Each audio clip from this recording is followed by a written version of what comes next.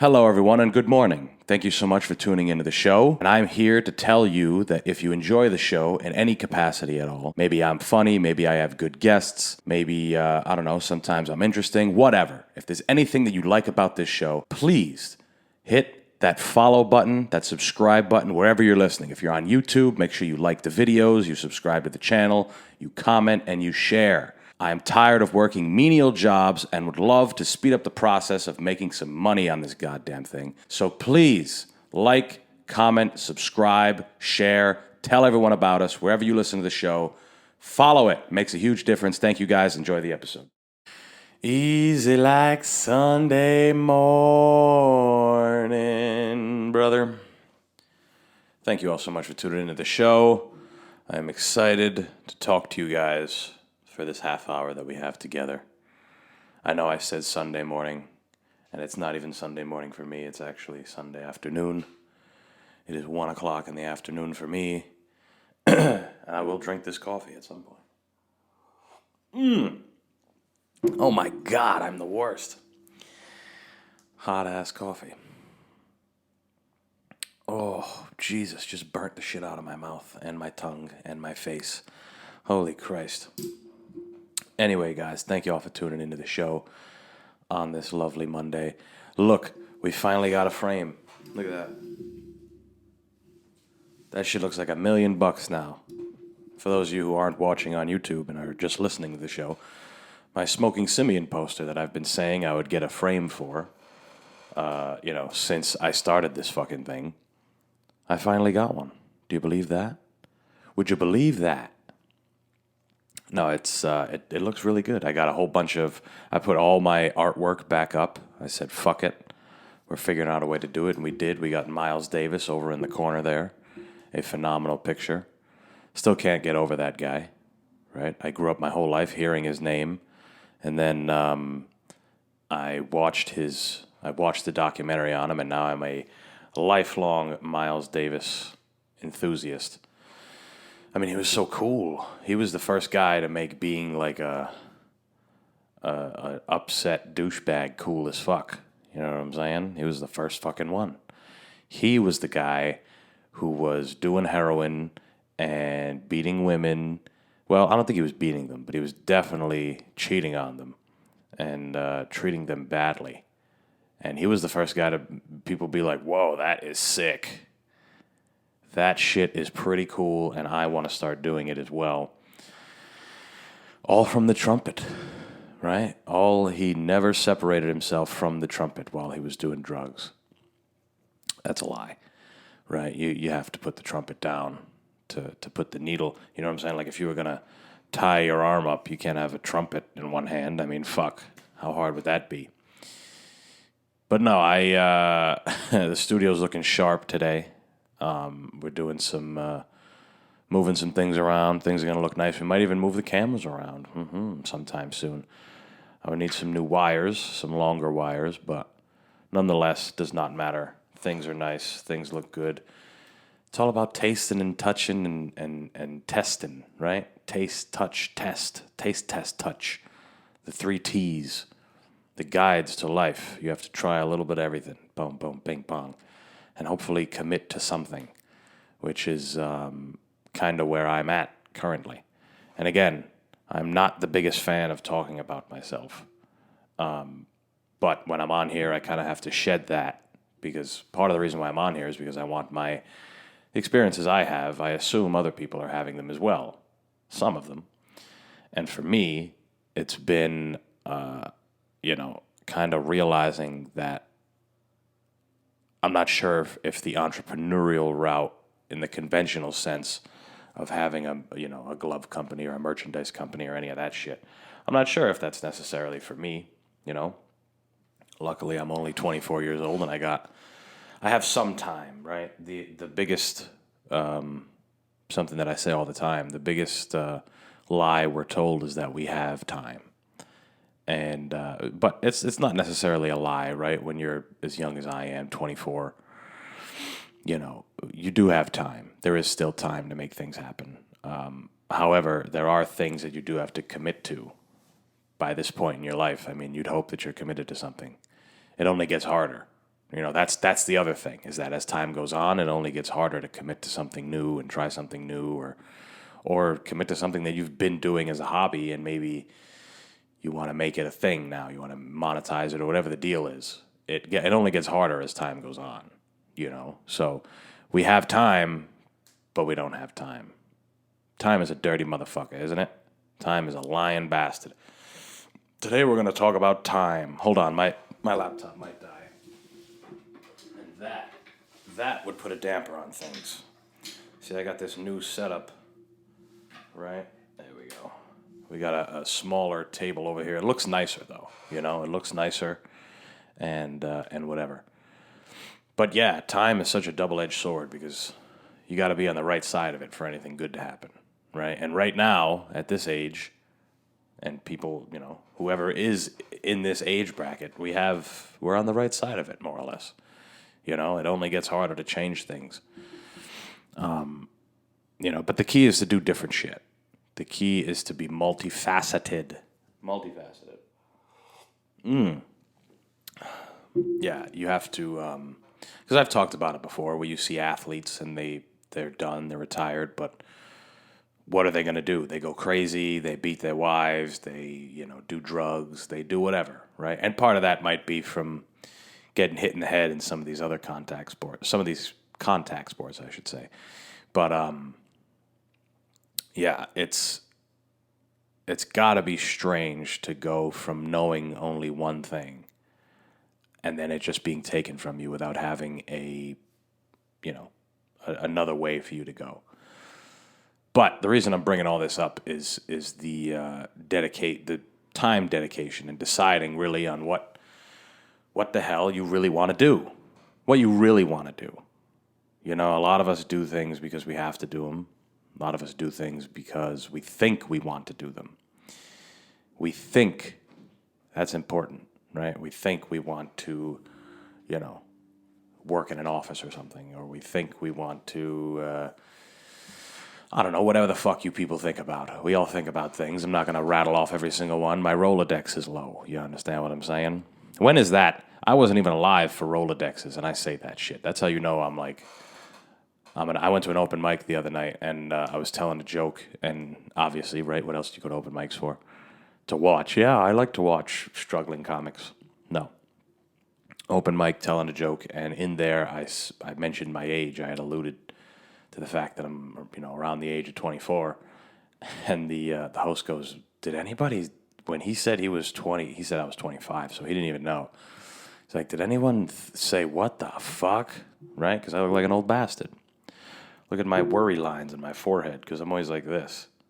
Right? I have very sensitive eyes, so when I'm driving and I don't have sunglasses, I'm getting blasted in the eyeballs. I need to make the angry face, and for whatever reason, over years and years of angry face, my forehead has become a roadmap.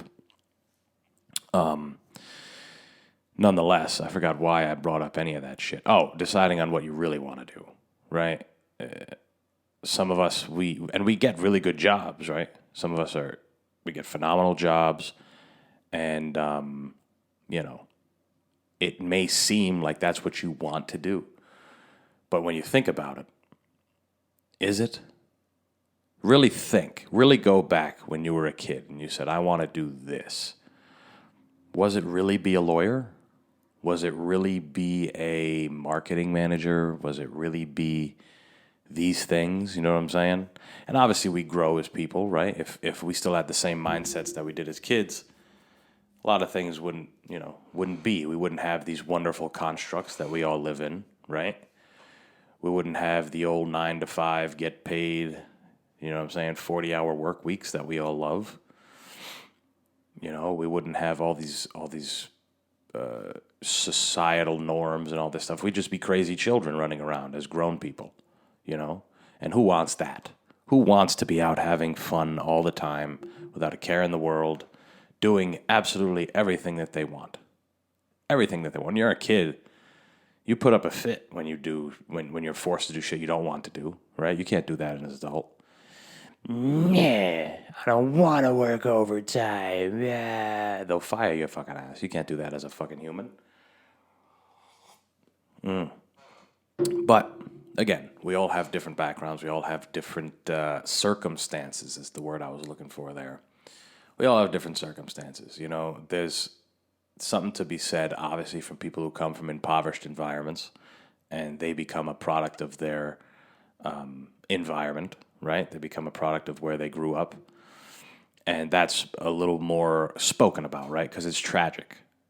It's much sadder, right? And it's even more triumphant when a person from that environment comes out and makes something of themselves. But there's also the other side of it, to where you're born into something. You're born into a family who, expects a certain level of merit from you in school. They expect you to do something this way, right? And I'm not talking about like middle class. I'm talking about like, the person that comes to mind is Lil Dicky, right? The rapper. And regardless of what you think about him, he has an interesting story because he came from an upper middle class family, right? He's a Jewish kid. Doesn't always matter, but in this case it does.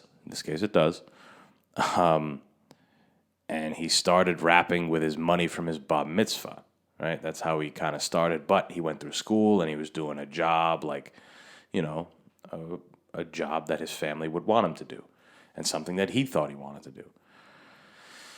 And he talks about in his song, I think it's Professional Rap. No. Well, he says it in Professional Rapper, but he also says it in Westbrook on a Farm. I recommend both those songs. Definitely Westbrook on a Farm. Probably his most serious song he's ever written. And he talks a lot about how he had to make a decision.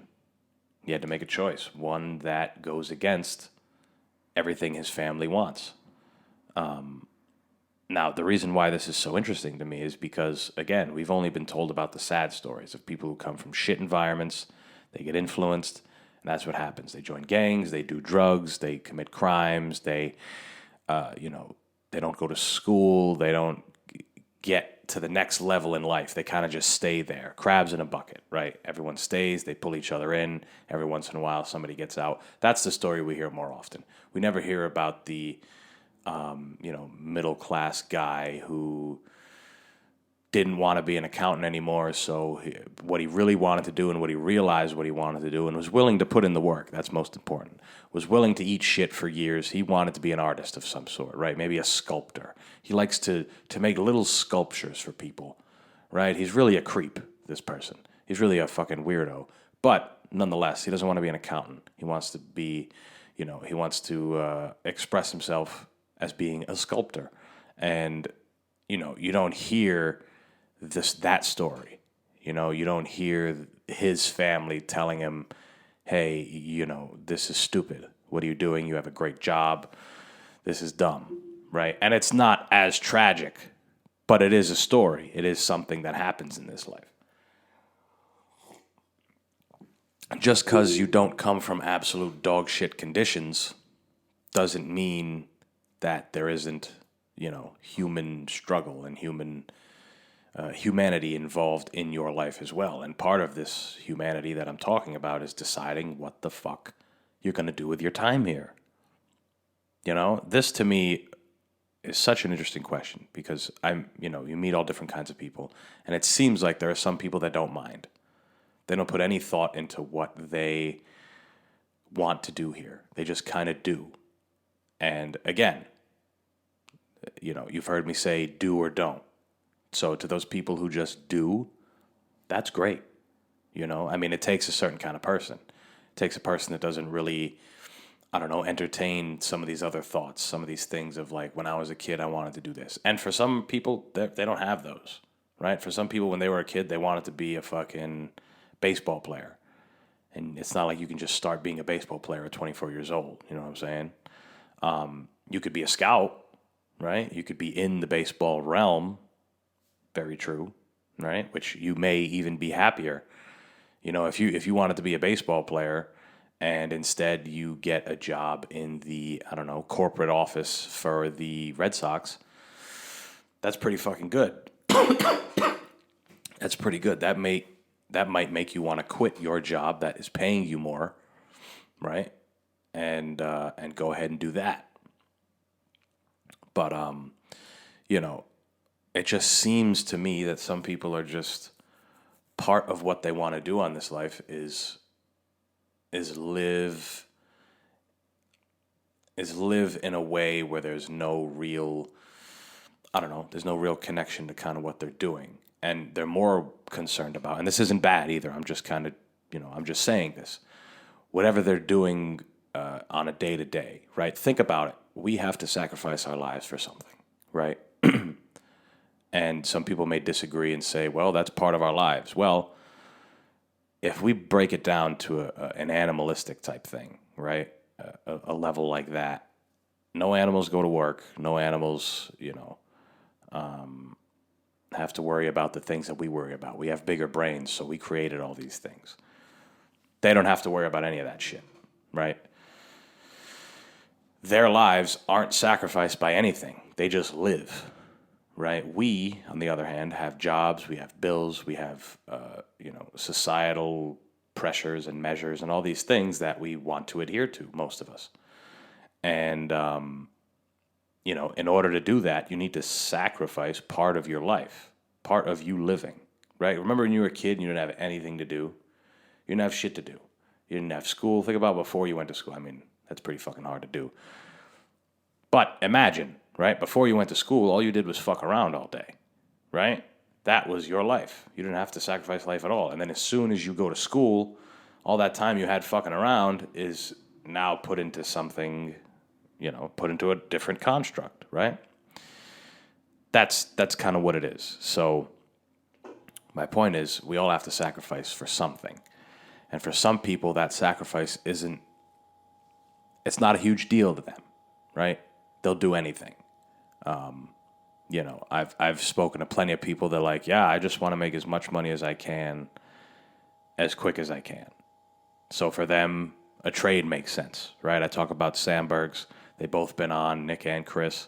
And they, that's what they told me. They're like, I need to get in something where I'm going to make money. And, the onboarding process isn't some crazy whatever. I need to get paid. So to them, it's cool. It might not be exactly what they want to do, but in their mind, they're getting paid. They're able to support themselves. Chris has a baby now. He's able to support him, his girl. So, I mean, again, to them, I always talk about that family because to me, they are the blueprint of not giving a fuck and just doing, right? Now again, double-edged sword, but if you don't have if you don't have this questioning thing in the back of your head, then does it really matter? Not really. It's just like people who don't watch sports. Whatever's happening in the during the football game, it's like, whatever, I don't really care. But everyone's like, whoa, holy shit, interception, wow, bad call. Like, if the guy next to you is like, yeah, whatever, like, none of that shit matters, then he has nothing invested in it. He doesn't care. So that's kind of how I can see some people. Now, obviously, we're getting into bigger conversations about meanings of life and all this shit. And, it obviously gets incredibly complicated. There's thousands and thousands of different explanations, millions of different explanations that people can give you. For me, it's like, okay, we're here. This is the only shot. What is it a shot at? Who knows, right? It doesn't really matter because nobody makes it out of this fucking thing alive. But this is our only shot to do something.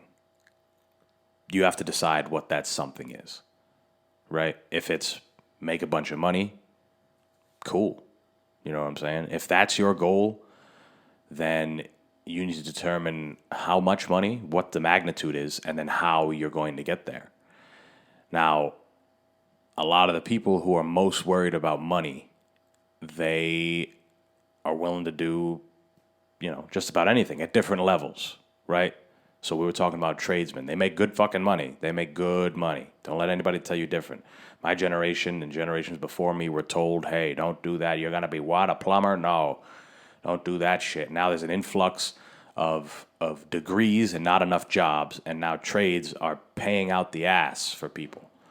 and they were making good money before, so they were just lying to us already. You know what I'm saying? A plumber shows up at your house, it's $120 before he does anything, just to show up, right? You're just paying him, let alone all the other shit he has to get done. But, there's all different magnitudes, right? There might be a guy who wants to make millions and millions of dollars, so he'll go ahead and start a business, or he'll be a salesman, right? That's what I thought I wanted. Simple as that. That's what I thought I wanted to do. Don't get me wrong. I think I could totally still be a salesman, but that's not necessarily my desired route. I totally think I could do it. Like I've said on here before, I've kind of embraced the idea that my voice is my moneymaker at this point. My speaking, my, whatever else. It's always been ever since I was a kid, in some way, shape, or form. But that's what it is. You got to kind of decide whatever it is that you want to do. Now, if you have some other thing behind you, if money isn't what's motivating you, if you want to live a life that's fulfilled, now that might be a different thing, right? For some people, having a lot of money fulfills them. Doesn't matter how they get it. Doesn't matter how much they work. Doesn't matter what they do. It just fulfills them. It works. They want to make that money. They're going to get paid. But money is, I think, it's an X factor in this life. Because ultimately, if there was no money, we would be left with some of these other thoughts, right? What am I doing here? How can I make my time meaningful? How can I, what do I want to do with this opportunity I've been given, right? All that's given in life is an opportunity. And, this life is one of the biggest ones we have, I guess, right? Ultimately, it's a guess because we don't know. There might be something else after this. Might be an even cooler fucking thing we get to do. Or maybe we get to do it all over again. Who knows? No such thing as death. We're just constant vibrations moving around. Imagine that. Imagine I just started being really fucking weird and creepy about all that. But no, I mean, it's... All I want to do with my life is sit in front of this microphone, sit in front of microphones, speak into them, and get paid loads of cash for it. Yeah, that's what I would want. It's I don't know. Again, you have to be kind of a creative person or a artistic type of person to kind of see where the angle I'm kind of coming from. It's some people find a meaning in something a little more spiritual, something that connects with them. Right? And for a lot of artists, it's just getting their art out. For a while, they do it for free, right? That's the only way you get put on as an artist. You do it for free for a fucking while. And then, you put in the work, and hopefully opportunities come. And that's what the fuck it is. Now, for,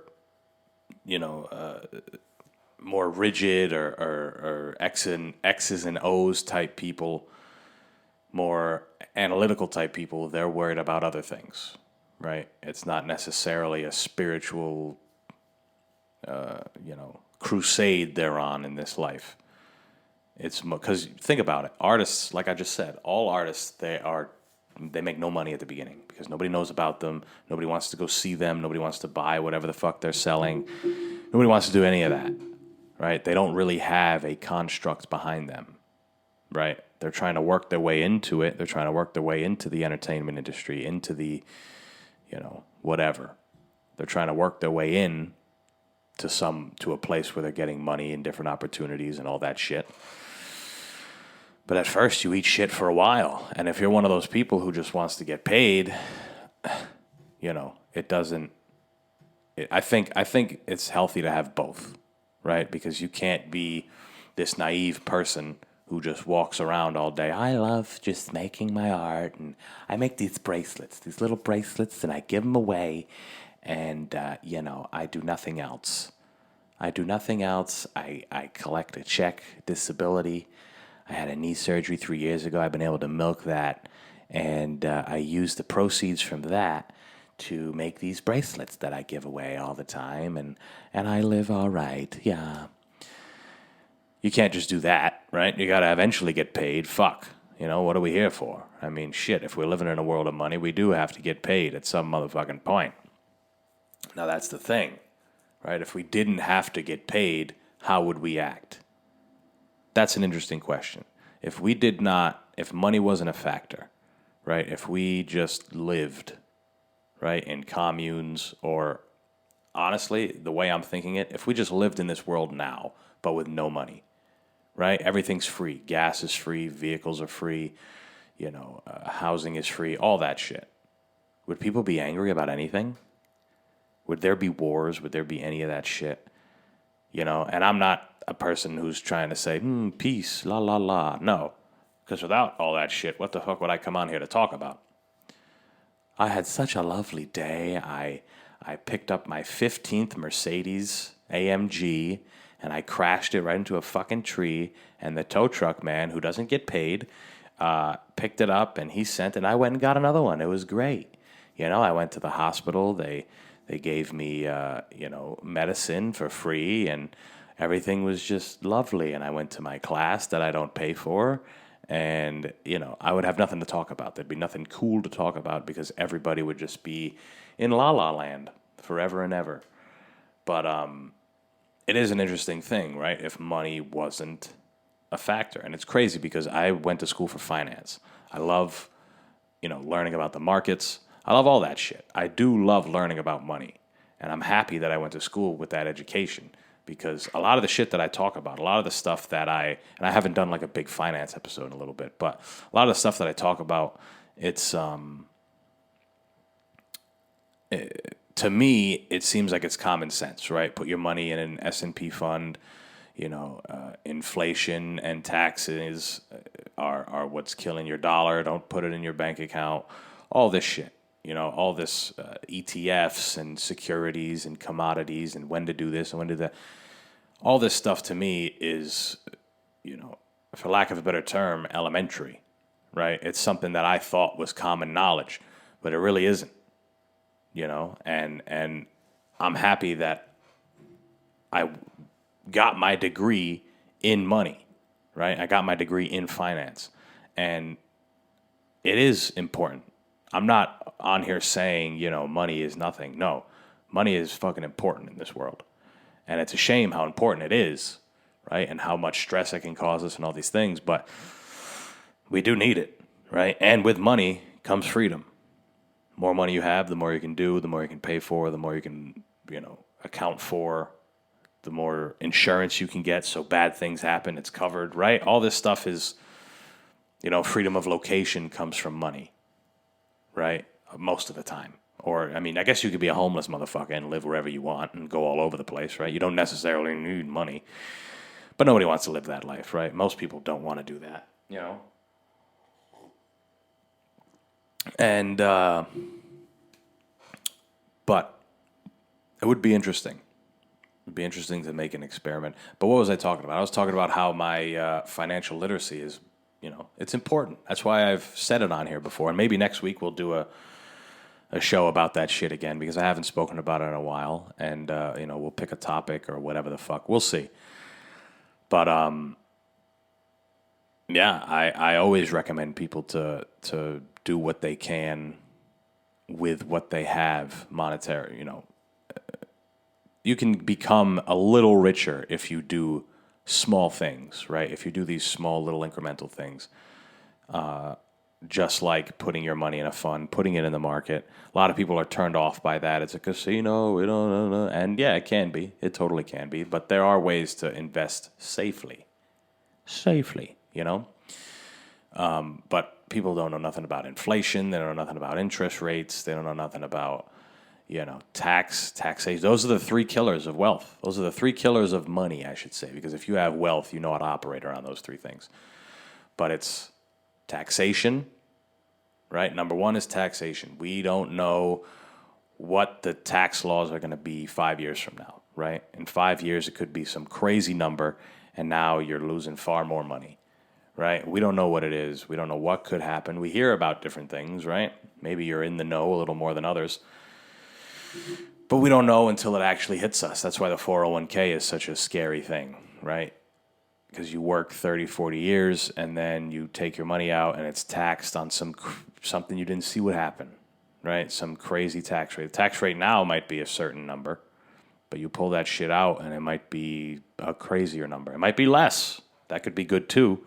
But it's a hard thing to bank on. That's why I always tell people 401k is not foolproof. It's not foolproof. Get some other shit going, Roth IRAs, get some life insurance, do all that shit. Taxation, big killer of wealth. Number 2, inflation. The word we all know. It's been a big topic of conversation lately because things are more expensive. The buying power of our dollar has become shit. And it continues to become shit over time. You ever talk to an old person and they're like, oh man, back in 1975, gallon of gas was 5 cents. Jesus, my God, look how much it is now.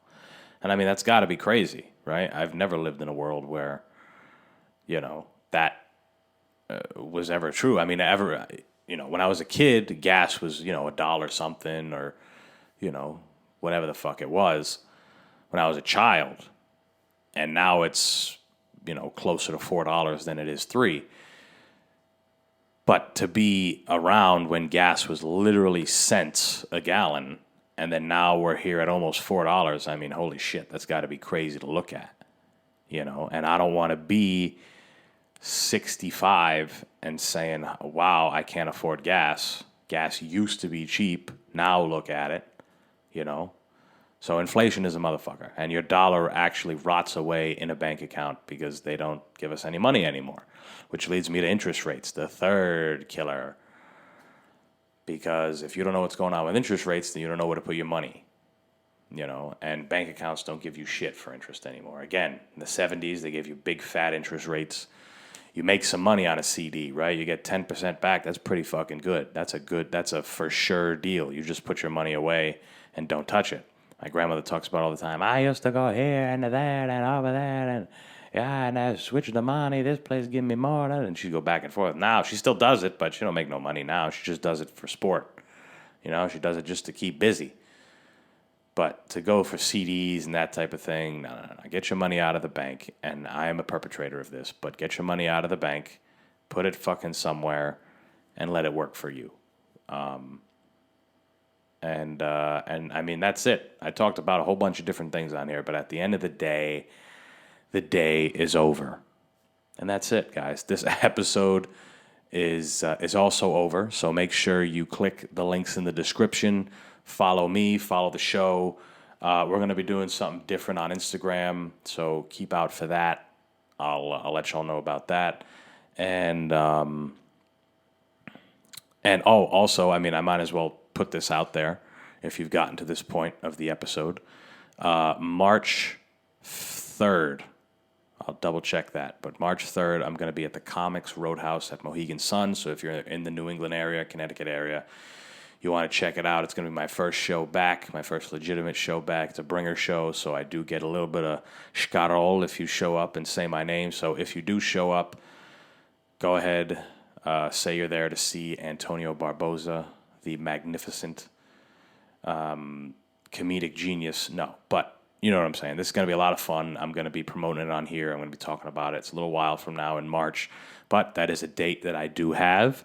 And if you're interested, I will, I don't have any details yet, but again, I'm going to talk about it as it happens. And that's it, guys. I hope you guys enjoyed the episode. We have a fire one coming on Thursday, and have a great rest of your week. I'll talk to you then. Peace.